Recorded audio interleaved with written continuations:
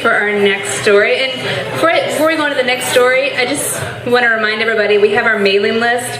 Sign up over here. We'll mail you things. We also have cards with our Facebook information or any other contact stuff you need. All right. Also very cool. I made them. Okay.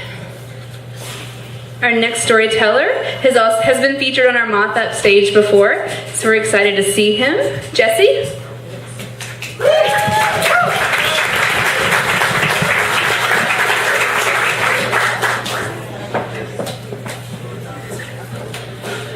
Hey guys, what's up? Before I begin, I'll introduce myself. I'm Jesse Gernigan. For those of you who do not remember me from last time or were not here, shame on you. I am a hypnotist and a psychic and a magician. Thanks.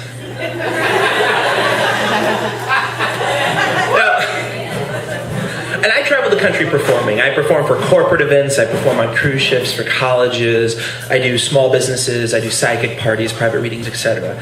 And when I read about this theme, I was very excited. You see, I realized I could tell a story that I've never told in its entirety to anyone, ever.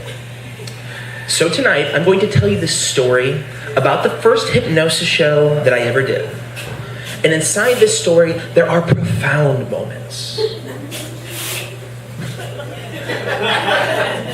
It's like when people watch commercials for like The Real Housewives of Detroit, they're like, there's drama this season. It's like, I know. But there are profound moments, though. There are moments of betrayal. And there are moments of fear. And there's a perfect moment, too. And I just turned 17. And I got my hypnotist license. And getting your first show as a hypnotist, yeah, everyone's looking around, but like, oh, that seems a little too easy. But I just got my license, and booking your first hypnosis show is a very difficult thing to do. Because to book a hypnosis show, you have to go out and convince somebody that you can do it. And you yet necessarily can't. Because unlike a musician or a magician or anything, you can't rehearse before you go on because the show's entirely copacetic. It's one that involves the audience, so you cannot perform it unless you have one. So I spent the better part of about 2 months looking around for somebody to do a free show for. I figured if I did a free show and it sucked, I couldn't feel bad. So nobody but. And I was kind of getting to the end of my rope, and finally a family friend by the name of Ray contacted me. And I was a little worried about this because me and Ray have always been at ends. You see, he is a Christian youth minister, and being 17, I was smart enough to know that everything he believed in was, in my eyes, mostly bunk. So, let's try that, that'll be a little better. So, I said to Ray, I don't really think this is a good idea, because he actually was a youth minister for Pentecostals, and if you're from around here, there's a good chance that you know what they are. Yeah, there we go, thanks. And I told him, I go, Ray, this will probably be a bad idea. What they think and what I do won't mesh. He goes, no. And I was at the end of my rope, so I go, okay, I'll do it. But there's one condition. And he goes, anything. I say, convert them to Satanism. It's such a cheap laugh. Don't laugh at that. I go, no, you have to get their parents' permission. He goes, okay. So about a week goes by, and he calls me. And he goes, I need you to do the show tomorrow night. I go, okay, did you get the parents' permission? He goes, yeah, I sent out permission slips. Everything's copacetic. I'm like, cool. So I show up, and the show actually goes really well, there's about 400 kids my age down to like 12 up to about 25, and 20 of them come on stage, about 15 of them get hypnotized, and everybody's having a great time. And I don't believe you can really psychically know something's going to happen before it does, because it presupposes events. But the anxiety in the room had arisen.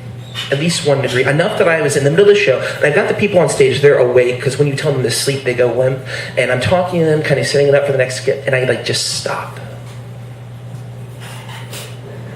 And I look out at the door, and we're in an actual theater, and it's dark except for the lights on the stage, and the sound is funneling down, and that's how theaters are built, so you can hear somebody just by their voice alone in a large theater. And all of a sudden, although much louder, a door is kicked open. And it swings, and miraculously, it catches, and light pours in from the lobby into the darkness of the theater. And silhouetted against the backdrop of the light, there's a man, easily 6'1", 375 pounds, in overalls, walks into the theater a step, and then another, and bellows out, "No daughter of mine will do the devil's work."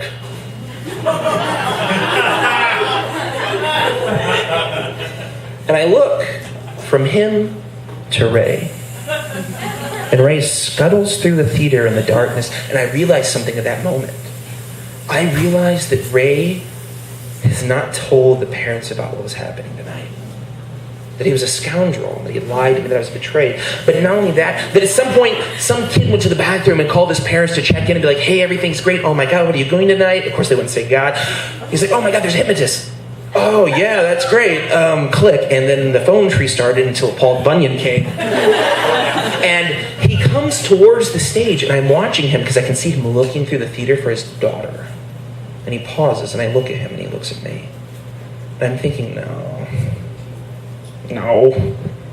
Certainly his kid's not on stage hypnotized. So I turn to everyone, I go, "Sleep," and they all just slump over. And he looks once more across the theater, and then me, and I follow his eyes. They scan over the children on the stage, and he stops on one girl in the middle, Holly, his daughter. Holly, maybe 5'4", maybe 100 pounds if she's sopping wet. Bounds onto the stage. "Holly, wake up," he yells, and he picks up. What happens next is so profoundly terrifying that there's no way you can understand it unless you were there. But he picks her up. She's limp. Eyes do not open. Face does not register that she's being held. Her dad has her in his grips. "Wake up," he says. And he begins to shake her.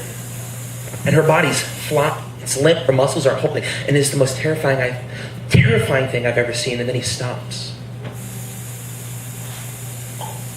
Lets her go. She collapses. He takes a step back. Ray bounds onto stage. I turn to everyone that's still on stage in the seats hypnotized. I go, "I'm going to count to 3. When I do, I'm going to snap my fingers. Everybody's going to be woke the hell up, and you're all going to be feeling great. 1, 2, 3. And they all look around, and I go, "Holly, stand up." And she stands up and I go, "Don't move." And she doesn't move, and her dad grabs her, and he pulls, and she doesn't budge. And it's like magic for Paul Bunyan. And he takes a step back, and he points. And what he does next is so profoundly unusual that if you've ever seen it, you can't understand it. He begins to talk in tongues. And not only does he begin to talk in tongues, but apparently it's like a wildfire because everybody in the front row begins to do it too. And they're pointing, and their bodies are moving, crashing, and fall on the ground, and some start calling out. And I'm like watching this, and I'm about to freak out because I'm 17. So knowing that it's beyond measure to do this, I walk up to Holly. I put my hand on her forehead and said, "Holly, I'm going to snap my fingers. When I do, you will be woke up to, you will no longer be hypnotized. You feel amazing. 1, 2, 3. And then something happens. Something profound. I'm behind her, and she pauses. She looks back. Her face up into mine. And she smiles. And if anything has ever been perfect in this imperfect world, it was that. And for a moment, everything separated back. And I was removed from everything there. But it was a powerful thing too, something that I'd never experienced before. And I staggered back a half step. And when I did, the world came rushing back. People were all around me, talking in tongues and gesticulating. Ray's looking like he doesn't know what the hell's going on. So I do the only thing a 17-year-old kid can do. I run away. I go out the theater, down the steps, into my car. As I'm pulling out of the parking garage, 8 people are pouring in. I can actually see the cars. I can see the people inside, and the light domes on. They're on their phones. And these are old phones, man, like the ones with the modules and things you got. I bet you don't even remember that. And they're talking, and it's husband and wife, and they're gesticulating, and there's crazy hairs everywhere, and the father's a red face. As I pull out, I realize that I had gone for broke. It was broke. And that was the first hypnosis show that I ever did. Thank you very much, guys.